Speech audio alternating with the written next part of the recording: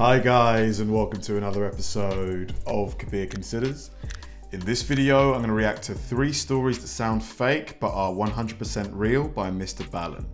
Now, I've done a couple of these before and they are fantastic. Like, I have to say, the sources that give him the stories or however he finds these stories, I have to give it applause because, I mean, they're truly bizarre stories, and I'm a fan of the horror slash spooky slash thriller sort of genre, and this is right up my street. Usually the stories are quite, I don't want to use the word scary, but a lot of the time quite eerie things happen.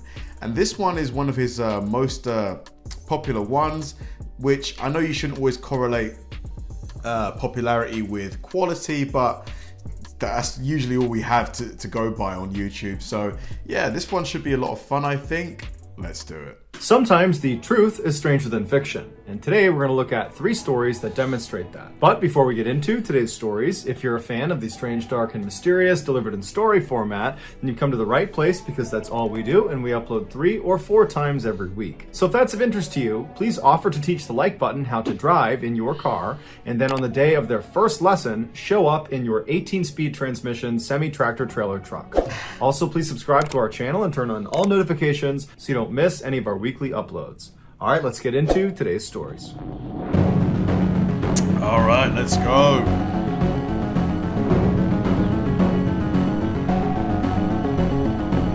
The hitchhiker. Oh boy. Just after midnight on June 22nd, 1991, Charles Holden was on his way home from work when he decided to stop at a fast food restaurant near his house in Harrington, Delaware. After grabbing a quick bite to eat, Charles left the store and got back in his truck. He turned it on and he was about to drive out of the lot when he stopped because there was this man running towards him, waving, trying to flag him down. So Charles put his truck back in park and he rolled his window down to see what this guy wanted. And when this stranger got close enough, he told Charles that his sister was having a baby and he needed a ride to the hospital, which was about 20 minutes away. Man, like, as much as I'd love to, help people out and stuff like that, you hear some of these horror stories where people stop and help random people on the street and they get attacked. It kind of makes me kind of doubt myself, Do you see what I mean? Charles couldn't tell if this guy was lying. It was super late. He didn't know this guy, and he just had a bad feeling about him. And so he told him, "No, I'm sorry. It's too late. I gotta get home. It's too far out of the way." The stranger immediately looked dejected and turned around and started walking away. And as Charles was watching him go, he felt bad and said, "You know what? Hey, come back here. I'll give you a ride part of the way there." And so the stranger smiled, hopped in his passenger seat, and they took off. Charles drove him approximately 3 miles in the direction he had asked to go before pulling over on the side of the road and telling him, "This is as far as I'm going to take you." Charles lived only about a block away, and he didn't want to drive too far away from home so late at night. But the stranger, upon hearing he was being let out so soon, suddenly became angry and began fumbling in his pocket like he was going to get a knife or some sort of weapon. And he started screaming at Charles, "Hand over your keys, hand over your wallet, or I'm going to kill you." Charles, meanwhile, was on edge just being in the car with this guy because he had a bad feeling about him, and so he immediately jumped into action. He turned off his truck, he ripped the keys out of the ignition, and he leapt out of his truck and started running. Charles saw way off in the distance was a convenience store, and he figured he could run to there and get some help. But as he's running, he turns around and sees the stranger has also leapt out of the car and was now sprinting up to him with a screwdriver in his hand. Horrific. Poor Charles, His gut told him, don't help this guy, but despite that, he went ahead and did it. Now look, he's being chased. And this stranger was running really fast. He was gaining on Charles. And soon, Charles realized he wasn't going to make it to the convenience store before this guy caught up to him. And so at some point, Charles just stops, he turns around and he puts his hands up and he says, okay, I'll give you a ride wherever you want to go, and then you can have my keys, my wallet, you can have anything you want. And so the stranger runs right up to Charles and he stops and he smiles because he's very pleased with this result. And he pokes him with the screwdriver and kind of gestures for him to go back to the truck. So Charles walks back to the truck with the stranger right behind him with the screwdriver periodically poking him in the back. They finally get to the vehicle. I'm sorry, Charles should just punch him or something, shouldn't he? There's a chance he could overpower him, restrain him, call the police. And the stranger tells Charles to get in the car and then wait. But as soon as Charles sat down, he fired up his truck and sped off before the stranger could hop in the passenger side door. Nice. And so Charles is flying away from this guy. He looks in his rear view mirror and he can see the guy is chasing after him with a screwdriver held over his head, but he sees the stranger at some point just stops, turns around, and walks away. Charles was totally relieved that he had escaped this horrible encounter, and he was thinking about calling the police, but ultimately decided he wouldn't. Oh, Charles, come on, man. This is error number 2. First one was picking him up. Why wouldn't you call the police? You literally almost got kidnapped, dude. Because it was his decision. Or is it kidnapping if it's an adult? Yeah, it is still kidnapping. Or held hostage. Decision to allow some stranger to get in his car in the middle of the night. And so Charles kind of blamed himself for the whole ordeal. What Charles was concerned about, though, was where he had ditched the stranger was not far from his house. And he was worried if he just turned around and drove right back to his house, that this guy could recognize the truck and then follow him to his house, and then who knows what could happen. Wow. And so Charles decides he's just going to stay outside of town and drive around for a while to make sure this stranger is long gone by the time he comes back. So after about an hour of doing just that, driving around outside of town, Charles goes back into Harrington, Delaware, and he gets on his street, and he's shocked when he sees the stranger who had just tried to kill him is walking down the road right in front of him. No. Luckily, the stranger did not hear or see Charles pull onto his street. And so Charles immediately throws it in reverse, and he gets out of there and he drives off. Dude, what would you do if you're Charles in this situation now? You get home, you're thinking, phew, I've got away with him. I got away from him. And he's right there. At this point, Charles decides he needs to tell police because he doesn't know if this stranger actually knows him and that maybe he's targeting him and he's waiting for him at his property. And so he calls 911 and he tells the dispatcher about what had happened earlier and how this guy is now lurking around his property. And the dispatcher tells him they'll send an officer out to him. And so a few minutes later, an officer showed up at the payphone where Charles was, and they told Charles they would escort him back to his property. And if the stranger was still out in the area, they would arrest him. And so the two of them made their way back to Charles's property. They get there, the stranger's long gone, and then Charles goes into his house. There's no sign of a break-in. There's no sign that anyone was near his property.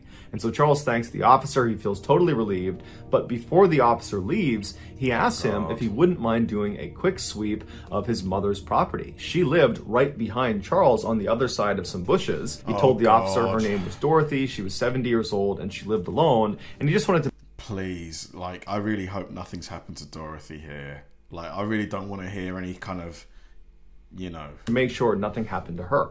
So the officer said, no problem, I'll go check in on her. So the officer leaves Charles and goes across his backyard through those bushes into Dorothy's backyard. And right away, he can see the back window on the back door has been smashed and the door itself is slightly ajar. And so the officer draws their pistol and they go up and they enter the house and they look inside. They're yelling for Dorothy, but there's no answer. It's totally dark in the house. It's totally silent. Man? And so after searching the first floor and finding nothing, they make their way up the flight of stairs and they find blood at the top of the landing. No. And they follow this trail of blood and it brings them into one of the bedrooms where a woman is sprawled out on a bed.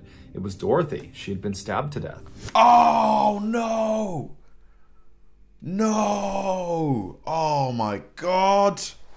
Fuck. It would turn out, after Charles had ditched the stranger and sped off without him, the stranger, whose name was Gilbert Cannon, began looking for a place to sleep, and the house he ultimately selected just happened to be Charles's mother's house. After Gilbert broke in through her back door, he saw Dorothy coming down the steps to confront him, and because he was worried she'd be able to identify him, he attacked her with a screwdriver. Gilbert would later tell police that the attack on Charles was completely random. He was just at this fast food restaurant, he saw Charles get into his truck, and he thought to himself, if I can get in that guy's truck, I bet I can rob him. And then after this failed robbery, when Gilbert is out looking for a place to sleep and he breaks into this house and this woman comes down the stairs that he attacks and kills, he has no idea that this woman, Dorothy, is Charles's mother. The entire night was one big, horrible coincidence. Gilbert would plead guilty to the murder and would be sentenced to life in prison without the possibility of parole. Just so many things, Gilbert, why? Why? Are you that scumbaggy that you just, you get pleasure from robbing people, taking what's theirs? Or is it just he's a bum and he doesn't want to go out and get a job, earn his money like the rest of us? Charles, man, poor guy. He's lost his mum, Oh man, what a story. In 1949, 15-year-old problem child Ken Rex McElroy dropped out of school and moved to a tiny farming town called Skidmore, Missouri. There, he began his life of crime, which consisted primarily of theft. At night, he would drive his truck onto Skidmore residents' property, and he would steal their livestock, alcohol, grain, food, antiques, anything he could get his hands on and that he could sell, he would take. And if the owners ever caught him in the act, he would just raise his rifle at them and tell them to go back inside and never report it to the police or he would kill them. And because Rex was this big 270-pound monster of a man who was known for having a bad temper and for being really aggressive, people generally just did what he asked and his crimes went totally unreported. God, you would hate having someone like that in your neighborhood. Just absolutely hate it. I'm sure a lot of people moved. Rare instances that victims would report Rex's crimes to police, Rex would begin intimidating them and their family by staking out their houses at all hours of the night, or he would just walk directly up to these victims and he would say, "I will kill you if you testify against me." And if none of those tactics worked, Rex used some of his illegal money to hire one of the very best defense lawyers in the entire state, a lawyer who had famously represented the mob, and he would step in and get Rex off of virtually any charge. I mean, this sounds like some kind of supervillain or something. Like, what? Including the time Rex actually did shoot one of the owners who caught him in the act. Over the years, Rex would use these fear and intimidation tactics not just to make money, but also to prey on young women and girls. In the 1970s, when Rex was in his 40s, he began stalking a local Skidmore girl who was 12 years old named Trina. After assaulting her dozens of times, Rex learned her family was going to be pressing charges against him. So Rex burned down Trina's family's house and killed the family dog, and then threatened to kill the entire family unless they signed paperwork that would legally marry their daughter Trina to Rex. How hasn't someone taken this dude out yet? Obviously, I'm not an advocate for violence here, but how is this man still alive at this point? This would protect him legally in case they pressed any charges against him. After the family finally relented and signed off on the marriage, Trina was forced to come live with Rex at his house, and within 2 years she became pregnant. After the birth of her child, she took her baby and tried to run away from Rex, and she ran back to her family's new house, and she was hiding there, but Rex tracked her down. He took her and their baby back, and then Rex proceeded to burn her family's house down again, and again killed their new family dog. By the end of the 1970s, Rex wasn't only just the most hated person in Skidmore, he was the most destructive person. He had hurt so many people in town. This just ain't adding up to me. Like, guys, how can this man be allowed to go on such an absolute reign of destruction and terror and get away with it virtually scot-free? How on earth can you piss off that many people and not one person steps up and does something about it? I'm just confused.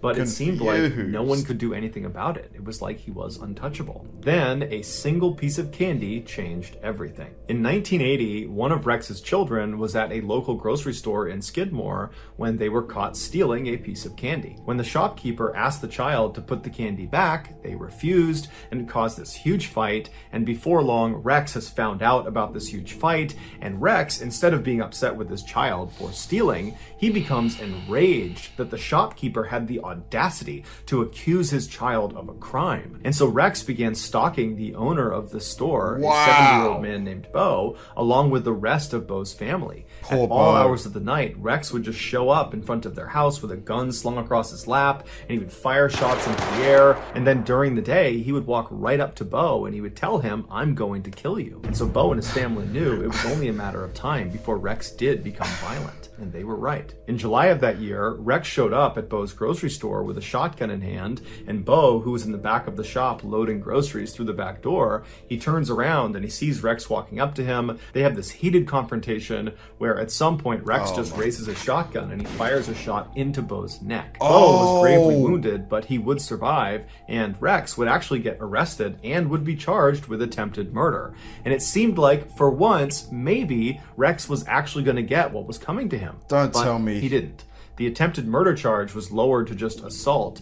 How on earth How on earth can you shoot someone in the chest, in the neck, after premeditatively going to their place of work? That is clearly attempted murder. Like, this is an open and shut case. I just cannot understand. I need to look into this. Like, how on earth can you get that downgraded to assault? I just don't know. I don't get it. I do not get it. And he was given 2 years in prison, but he would only serve 1 day in jail before being released on bond. And as soon as he was out on bond, he went right to his house and he got his rifle that had a bayonet attached to the end of it. And he went right to the tavern in the middle of Skidmore and he began telling anybody who would listen that he planned to finish the job, i.e. he was going to kill Bo. And he described in very graphic detail how he planned to do it. This is, if he goes ahead and does it, this is first-degree capital murder, surely. Which involved this rifle and this bayonet. Patrons that were at the tavern that saw Rex and heard these claims, they were scared for Bo, and so they left the tavern and they told city leaders about these threats. And so city leaders at this point, they've had enough of Rex and they decide they're going to host this secret meeting that will not include Rex the following morning. So the next morning comes around and all these angry residents, they come to this meeting and they begin discussing, how are we going to handle Rex? We can't use police. We can't use politicians. Nothing can be done. So what are we going to do? How are we going to put an end to his reign of terror? And after a while, they came up with a plan. And after the meeting was done, everybody left the town hall, they got their guns, and they made their way over to the tavern where Rex was seen earlier that morning. About 40 of these armed men surrounded the outside of this tavern, and once they were all in place, another smaller group of men that were all armed walked inside the tavern and they saw Rex sitting at the bar with Trina sitting right next to him. And so these men, they walk up right behind Rex, uncomfortably close, right behind him, and they just stand there with their guns looking at him. And at some point, Rex turns around and sees them, and he's about to lash out and start fighting them, but he realizes he's totally outnumbered, and these men that are standing all around him, they look like they mean business. And so he stands up, he grabs Trina, and he brushes past them, trying to act tough, and he walks out of the tavern. When he gets outside, he's taken aback at this additional group of armed men. I don't understand it. The guy's 270 pounds, so he's a fairly big guy, but that's not that big. Why is everyone so scared of this guy? Like, is it just his, volatility, his behavior? Because in terms of size, are you telling me there's no guy in that town that's 270? Come on. I just don't get why no one has really challenged this guy, Which is much larger, who are all standing there just looking in at him. And so Rex at this point becomes visibly frightened, but he grabs Trina and he calmly walks out to his truck, which is parked a little ways out in front of the tavern. He gets in the driver's side, she hops in the passenger side, and Rex lights a cigarette up, he turns on his truck, and he's about to try to drive away when a gunshot rings out, and Rex immediately slumps forward onto his wheel. One of the Skidmore residents runs up to the truck, they open up the passenger side, and they grab Trina, who was unhurt, pulled her out, and rushed her to safety. Once she was clear, the other residents with their guns just moved in on the truck, and for 20 seconds they opened fire on Rex. After the shooting was over, nobody called an ambulance. Everyone just stood there and watched as the town bully died. In all, there were 46 witnesses that were there when Rex was murdered, but they all said they had either not seen the shooting or they didn't know who the shooter was. And despite a lengthy federal investigation, none of the witnesses ever changed their stories. And so as a result, no one was ever charged with Rex's murder. Years later, a Skidmore resident, when asked what happened here, they just said that man needed a killing. Beautiful. Lovely ending. Just what I wanted to hear. On the morning of March 18th, 1990, a young woman named Karen parked her car just outside of the Isabella Stewart Gardner Museum in Boston, Massachusetts. This famous museum is home to over 15,000 pieces of priceless art from ancient Rome, medieval Europe, Renaissance Italy, Asia, the Islamic world, and 19th century France and America. The outside of this 4-story building is strikingly plain, but inside is strikingly gorgeous. There is this lush green open-air courtyard courtyard that sits right in the middle of the museum that all of the galleries look down into. Karen was an art enthusiast, and she was a security guard at this museum, and that day she was on duty. After parking her car, she got out and walked her way over to the employee entrance, and there she pressed the buzzer and announced her arrival to the 2 night shift guards that she would be relieving. But after a few seconds, the night shift guards did not respond to her, and they did not unlock the door. And so after a little while, Karen pressed the buzzer again and said, "I'm here, can you please open the door?"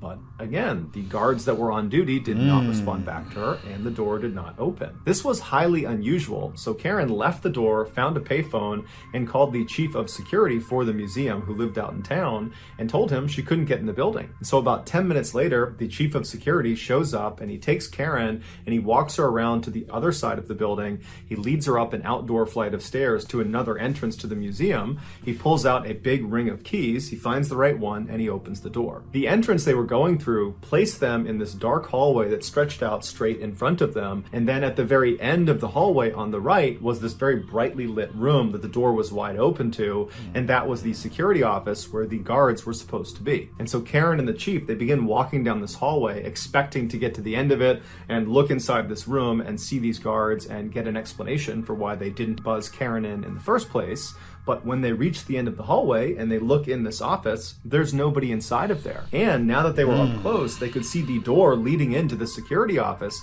had been smashed open. In fact, the doorknob... Somebody's busted in there.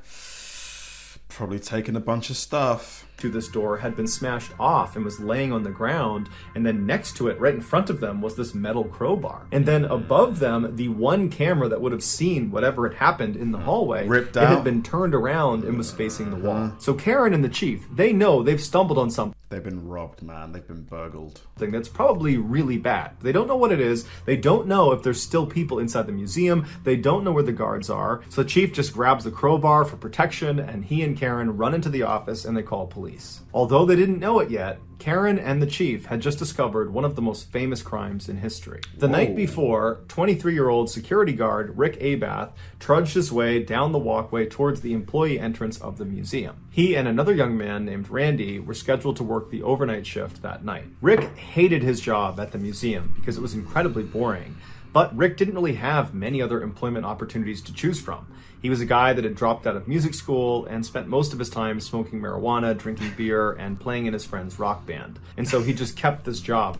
He sounds like a character from like a Seth Rogen movie. That he hated. Once Rick got inside the museum, he walked over to the office where he found his partner that night, Randy, was already sitting behind the desk. After chatting with him for a few minutes, Rick said he would do the first set of security rounds, and so he grabbed a walkie-talkie and a flashlight and he headed out to the exhibit halls. Almost immediately, a fire alarm went off. Rick went to the area where it was going off and he investigated and did not see a fire, and so he just turned the alarm off. The building was very old, and it wasn't uncommon for their electronics to fail or glitch. And so after this, Rick didn't think much of it. He continued doing his security rounds, and after about 30 more minutes of that, he made his way back down to the security office, where he traded places with Randy. Rick took the seat behind the desk, and Randy took the walkie-talkie and flashlight and headed out into the exhibits. About 30 minutes later, while Randy was still doing his security rounds, Rick had his head down on the desk when he heard the sound of the buzzer coming from one of the outside doors. He lifted his head up and he looked at the screen that was connected to the camera, looking down at whoever was outside at this door, and he saw there were 2 police officers standing right outside the door. Did they call the So cops, he reached though? over and he pressed the intercom button and he said, "Hey, can I help you?" And the officers said they were there responding to a disturbance call. Can they come inside? Now, Rick didn't know. Man, like, to me, obviously, it sounds quite plausible that the police are there just to investigate and stuff. But just knowing that something completely unexpected is about to happen, I've got the suspicion that maybe these 2 aren't genuine police officers. They're just wearing a uniform to gain access to the building. But we shall see. Know what this was about. He assumed it must have to do with maybe the fire alarm that had gone off earlier, or maybe somebody outside had seen someone trying to break in and they had called it in. But either way, he felt like it was important enough that he should let them in, even though it was against protocol to allow anyone into the museum after hours. This doesn't including sound... police. And so the 2 officers, they come through the doors and they wind up in the sound, hallway right outside of the security office, and there's a window into the security office, so both the officers and Rick can see each other. And the officers immediately say to Rick, "Hey, hey, are you working alone tonight? And Rick says, no, my partner is out doing security rounds. He'll be back soon. And so the officers just kind of nod their heads and they're looking around the room for a second. And one of them, as he glances at Rick again, he does kind of a double take and he goes, wait a minute. I think I know you. There's a warrant out for your arrest. What? You need to come out here and show me your ID. And so Rick is caught completely off guard, but he just kind of instinctively does what he's told because it's a Oh God, this sounds bogus, man. I'm getting bad vibes. police officer. And so Rick stands up, he walks out of the office, he goes out into the hallway, and as he's about to present his ID to the inquiring officer, the officer just grabs him, pushes him up against the wall, and handcuffs him.